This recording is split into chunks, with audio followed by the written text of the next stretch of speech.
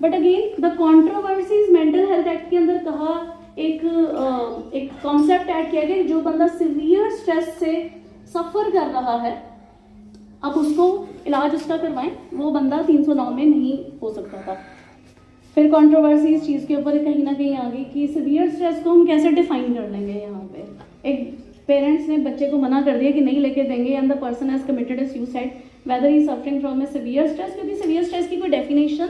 Actually American psychiatric association ने भी actually ऐसा कुछ नहीं बनाई है। सो द कॉन्सेप्ट इज कि अटेम्प्ट टू कमिट सुसाइड, इतना सारा मेहनत मुझे लगता है काफ़ी सुप्रीम कोर्ट ने की, लोगों ने पढ़ने में की, इसकी कंट्रोवर्सीज एनालिसिस हुए, रिसर्च पेपर्स हुए, तो अल्टीमेटली अब इसको वाइप आउट कर दिया,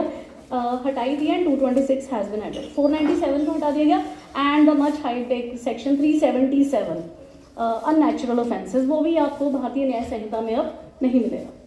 नवतेज सिंह जौहर या अदरवाइज की कॉन्सेंशुअल सेक्शुअल इंटरकोर्स अगर है तो there can be the sodomy है, बेस्टियलिटी है, सारा ही निकाल दिया। उसमें से एक पार्ट जो था सिर्फ उसको डीक्रिमिनलाइज किया गया था, starting from the Naz foundation to Navtej Singh and all the stuff, but ultimately